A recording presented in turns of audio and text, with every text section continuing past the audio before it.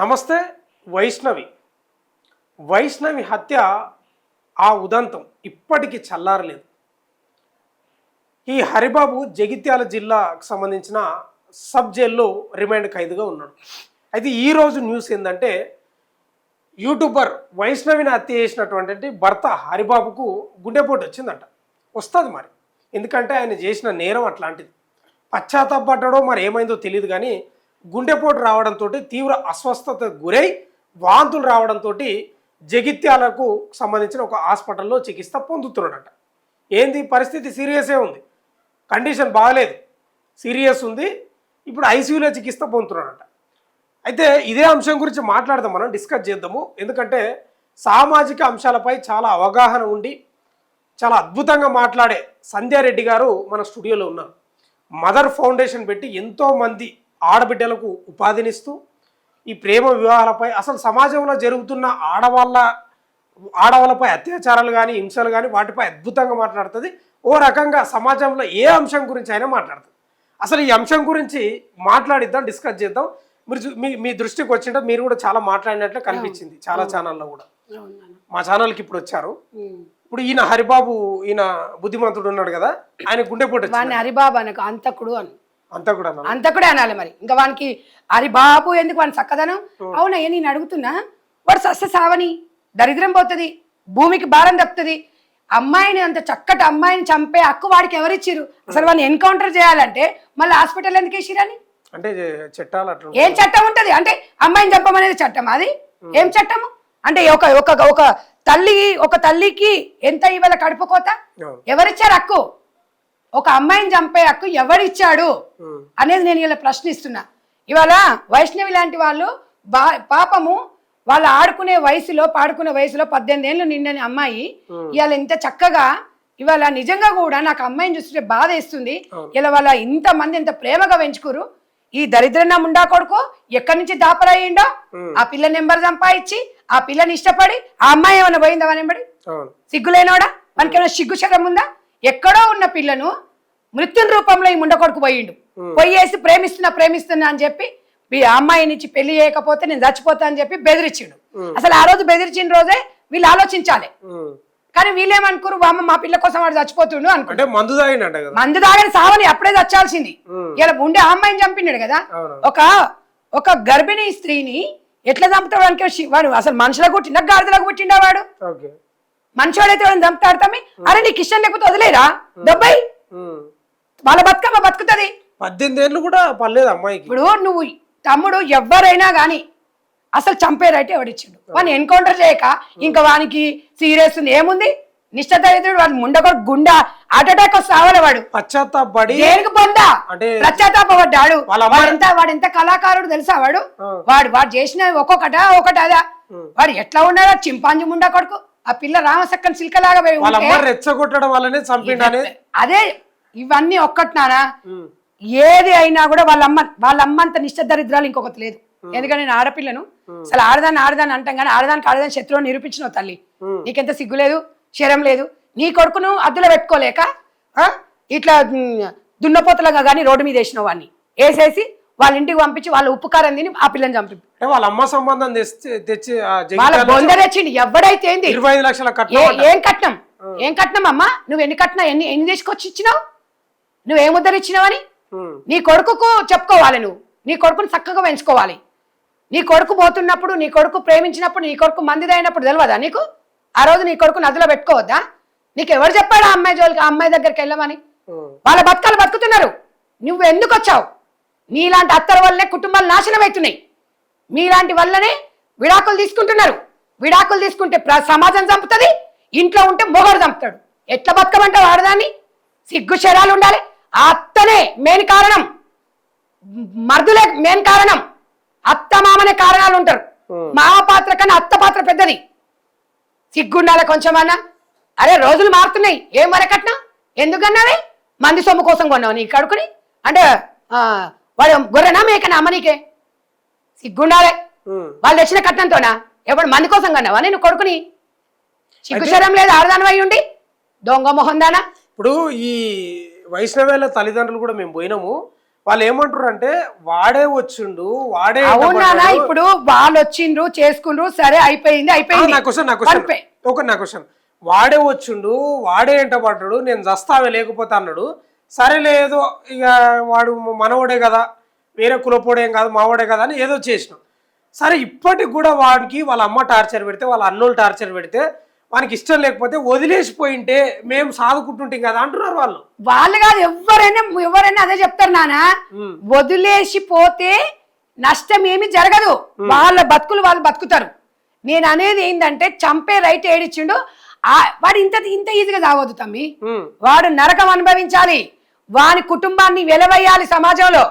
ఇలాంటి అత్తల వల్ల ఎన్నో కుటుంబాలు నాశనం అవుతున్నాయి. ఆడబిడ్డలు ఓ దిక్కు, ఆడబిడ్డలు ఓ దిక్కు, మరుదులు ఓ దిక్కు, బావలు ఓ దిక్కు. ఎక్కడ పోతుందండి ఆడపిల్ల? మీ ఇళ్ళలో ఆడపిల్లలు లేరా? మీరు ఆలోచించారా? వరకట్నం అనేది ఉందా? ఇప్పుడు వరకట్నం తీసుకు అడ్డగాడిదలు అంటారు, తెలుసా మీకు? ఎందుకు ఇవ్వాలి? వాళ్ళు ఏదో చక్కగా యూట్యూబ్ చేసుకొని బతుకుతున్నారు. వాళ్ళ బతకని ఎవడిచ్చేటాడు? కొన్న 4 మంది అయితే ఉన్న 4 ఉసిపోయింది. నీకు ఏమనుకుంటున్నావు? నువ్వు వదిలిపెట్టి డ్రైవర్ తీసుకొని ఇంకో పెళ్లి చేయాల్సింది. ఆ పిల్ల మానని ఆ పిల్ల వెళ్ళిపోయేది, ఆ అమ్మాయి బతికేది. అంతమంది రామసక్కని పిల్లని పట్టుకొని ఇవాళ అది చేసినావు. వాళ్ళ తల్లిదండ్రులు సాదుకునేటోళ్ళు, వాళ్ళ అన్నలు గుండెల్లో పెట్టుకునేటోళ్ళు. ఏమమ్మా మీ ఇంటికి వచ్చిందా? మీ ఇంటి డోర్ కొట్టిందా? నీ కొడుకు నాకు నచ్చిందని తప్పులు మీరు పెట్టుకొని ఏం బుద్ధి లేని మాటలు, మళ్ళీ సిగ్గు లేకుండా ఇవాళ ఒక ఆడదాని ఆడదానికి శత్రువు అనేది నిరూపించినావు. ఇవాళ వాళ్ళ బాధ ఎవరు తీరవాలి? పోయిన బిడ్డ వస్తుందా? ఇవాళ అందరం కూడా డెఫినెట్ గా మహిళా సంఘాలను స్పందించాలి. ఏ బిడ్డకు రాకూడదు ఇలాంటి, ఏ తల్లికి రావద్దు ఇలాంటి బాధ. ఎందుకు స్పందిస్తలేరు మహిళా సంఘాలు? స్పందించాలి. ఆడల గురించి అన్నిటి గురించి మాట్లాడతారు కదా. ఒక బిడ్డ ప్రాణం అంటే మీకు అంత అలసైందా? అందరం కలిసి పోరాడాలి. ఇవాళ టీవీ ఛానల్స్ డిస్కషన్స్ పెడుతున్నారు, వాళ్ళ బాధ్యతగా వాళ్ళు చేస్తున్నారు. ఇవాళ మనం అందరం కూడా యూట్యూబ్ లో కూడా, ఇన్స్టాగ్రామ్ లో ఫాలోవర్స్ కంటెంట్ పెట్టుకొని ఫాలోవర్స్ పెంచుకుంటున్నారు. నేను ఒకటే సూచన ఇస్తున్నా మీకు. ఇప్పుడు మన వైష్ణవి దాంట్లో ఉన్న ఫాలోవర్స్ 80,000 మంది. రండి అందరం కలిసిపోదాం. రండి వారికి శిక్ష చేసే వరకు, అప్పుడు అది సాధించాలి. మీరు కంటెంట్ పెట్టేసుకొని ఫాలోవర్స్ పెంచుకోవడం అనేది కరెక్టా? అది గుర్తుపెట్టుకోండి. అమ్మాయి ఆత్మశాంతి ఉండాలంటే మనం అందరం కలిసి ముందుకు పోవాలి. ఏదో మనము కంటెంట్ పెట్టేసుకొని మన ఫాలోవర్స్ పెంచుకోవడం అనేది కరెక్ట్ కాదు. నేను ఒకటే చెప్తున్నా, ఒక్క విషయాన్ని చెప్తున్నా, లైక్ల కోసం, వ్యూస్ కోసం కాదు. సమాజం మారాలంటే అందరి మీద బాధ్యత ఉంది. ఇవాళ ఈ అమ్మాయి జరగవచ్చు, మన యూట్యూబ్ ఏది ఎట్టుపోయినా కూడా ఆడపిల్లనే. అక్కడ అత్త ఆడదే, చనిపోయినా ఆడదే, మనం ఆడోళ్ళమే. ఎవరు? నేను అదే చెప్తున్నా, గుడ్డొచ్చి గుండు మీద పడ్డా, గుండొచ్చి గుడ్డు మీద పడ్డా గుడికే నష్టం, ఆడపిల్లకి నష్టం జరుగుతుంది. అందుకనే నేను ఒకటే చెప్తున్నా, ఆడపిల్లని కన్న ఏ తల్లైనా కూడా ధైర్యాన్ని నూరిపోయండి, ఒక భరోసాగా పెంచండి, ఒక స్ట్రాంగ్ ఉమెన్ చేయండి. ఏం పర్వాలేదండి, వాడు మంచిగా లేడు, వాడు చూడట్లేదు అన్నప్పుడు గుండెలో పెట్టుకోండి, కన్నులకు తప్పదు. అంతేగాని ఏమైనా ఉండు వాటితో అడ్జస్ట్ అయిపో అంటే చెప్పాలి. ఇట్లాంటివే జరిగి వచ్చేవా? ఇప్పుడు మీరు చెప్పొచ్చు, నేను కాదంటే లేను, చెప్పండి. అంటే ప్రతిదానికి కొంతమంది చిన్నవి కూడా వచ్చి బయట చెప్తారు. ఆ చిన్న విషయాల గురించి నేను చెప్పను. ఒకవేళ ఇంకా నేను అతనితో ఉండలేను అని ఇట్లా 100 సార్లు మీతో చెప్తున్నప్పుడు మీరు గ్రహించండి.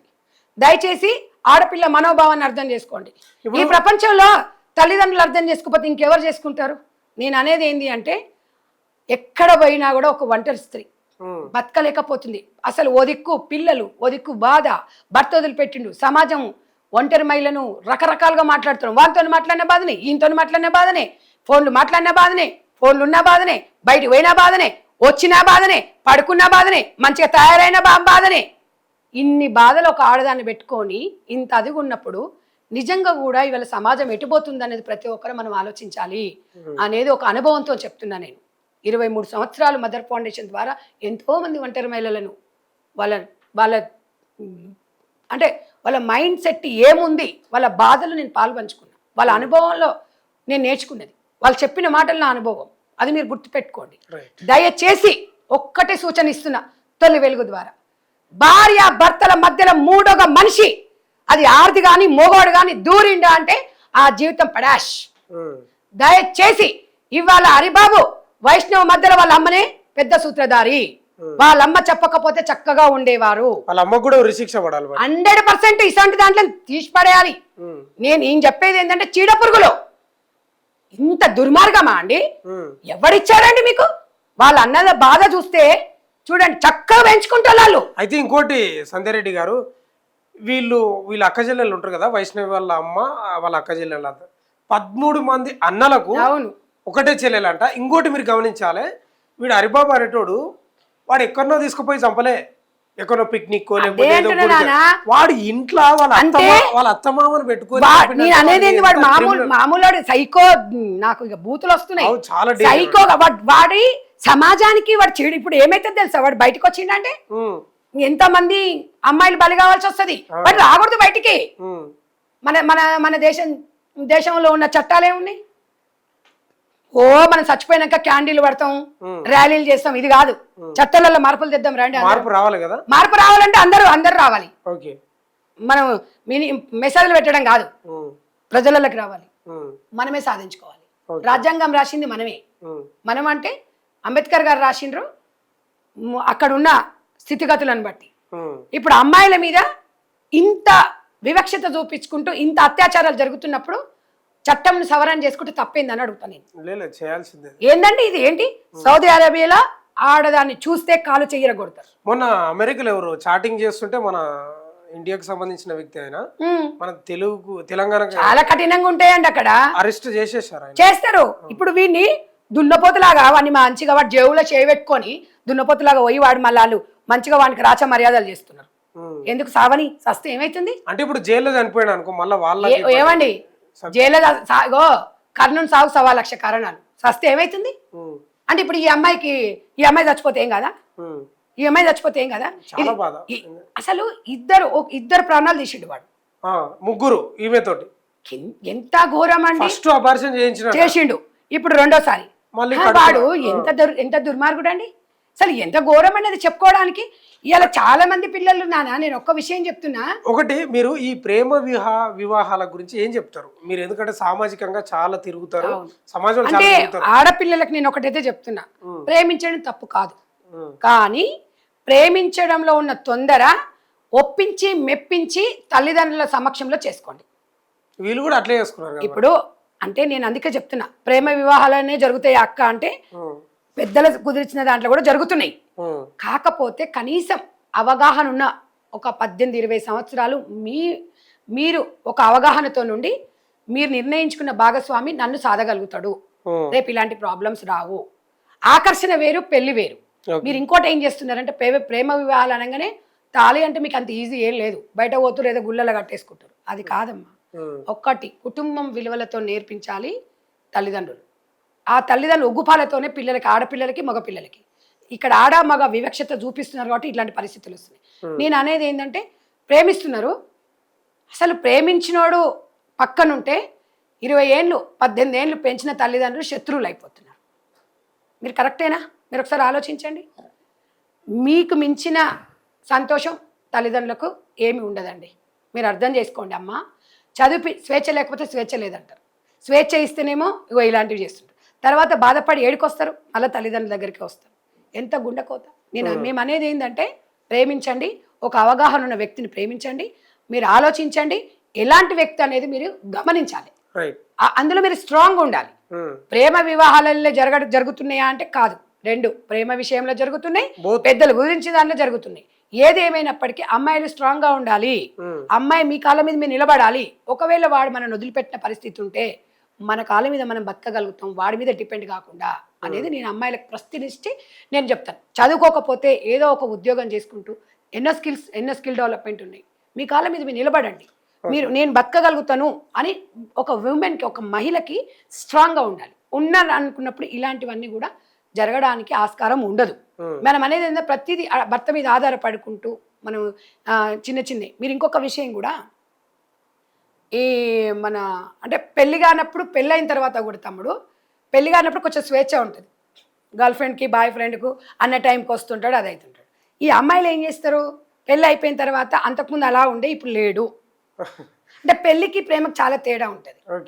నేను అనేది ఏంటంటే, ప్రేమ అనేదేమో అప్పుడు ఎంజాయ్మెంట్, ఎంటర్టైన్మెంట్. పెళ్ళైన తర్వాత బాధ్యతలు ఉంటాయి. ఆ బాధ్యతలను మీరు అర్థం చేసుకోరు, అక్కడ వస్తాయి గొడవలు. వీళ్ళు కూడా అర్థం చేసుకోవాలంట. అంటే ఎవరు నేను మొత్తం ఓవరాల్ గా చెప్తున్నా, అదేలే ఓవరాల్ గా ఇప్పుడు సమాజంలో జరుగుతున్న దాని గురించి చెప్తున్నా నేను. అలా ఉండి వాళ్ళ కాళ్ళ మీద వాళ్ళు నిలబడి ఇద్దరు హ్యాపీగా ఉన్నారనుకో, అంతకన్నా సంతోషం ఇంకొకటి లేదు తెలుసా. ఇంకో అంశము, ఇప్పుడు ఈ హరిబాబు అనేటోడు ఈమెను యాన్నో చూడలేదంట, ఎదురు పడేం చూడలేదంట. ఈ పాప ఇన్స్టాగ్రామ్ లో దానిలో వీడియోలు చేస్తూ ఉంటది. దానిలో చూసి ఈ అబ్బాయి ఈ హరిబాబు అనేటోడు ఎట్లెట్లో మరి ఇక కాంటాక్ట్ తీసుకో. అసలు ఈ సోషల్ మీడియా గురించి ఏం చెప్తారు ఈ ఇన్స్టాగ్రామ్ లో? అంటే నేను ఇప్పుడు ఎక్కడ చూసినా వీడియోలు చేయడం, రీల్స్ చేయడం. నేను అనేది ఏంది నాన్న అంటే సమాజంలో సోషల్ మీడియా ప్రభావం గురించి చెప్తున్నా. ఇక్కడ ఏమవుతుందంటే పర్సనల్ జీవితాలు తీసుకొని పబ్లిక్ లో పెడతారు. ఓకే, పొద్దున లేవగానే హాయ్ ఫ్రెండ్స్ నేను నిద్ర లేచిన, హాయ్ ఫ్రెండ్స్ నేను ఎలా ఉన్నా, హాయ్ ఫ్రెండ్స్ మా ఇంట్లో ఇది ఉంది, హాయ్ ఫ్రెండ్స్ ఇది ఎలా ఉంది, హాయ్ ఫ్రెండ్స్ మా ఆయన పోయిండు బయటికి ఇప్పుడే, హాయ్ ఫ్రెండ్స్ మేము ఊరికి పోతున్నాం. ముందర బండి నడుపుతుంటాడు, వెనక ఈమె వీడియో తీస్తుంటది. అవసరం ఆ సమాజానికి ఇవి? ఏం చెప్తున్నారు మీరు అసలు? ఇంత అవసరం అంటారా? వేదికని మంచిగా వాడుకోండి. దీనివల్ల మీరు ఏమనుకుంటారు, మళ్ళీ అప్లోడ్ చేయాలి, లైక్లు వచ్చినాయా రాలేదా, ఈ ఫాలోవర్స్ పెరిగారా లేరా, ఇది దీనివల్ల మీకు ఏమొస్తుంది? మీ జీవితం సగం జీవితం సక్కరాకిపోతుంది అట్లా మీరు అర్థం చేసుకుంటలేరు. ఇంకా ఉచిత బస్ అని ఒక ఆమె చెప్తే ఒకడు అన్నట్టే ఉంది, మనం చేసినట్టే ఉంది. ఉచిత బస్ అని చెప్పి పనులు తవ్వుతుంది, సిగ్గానే ఉంది ఆమెకేమన్నా? ఏంటమ్మా ఇలాంటి శాస్త్రాలు చేస్తారు మీరు, నాకు అర్థం కాదు. దీని మీద ట్రోల్స్ ఎక్కడ పోతుంది సమాజం? సోషల్ మీడియా అనేది ఒక నిజంగా మన పాలిట శాపం అనుకోవాలా వరం అనుకోవాలో తెలుస్తలేదు.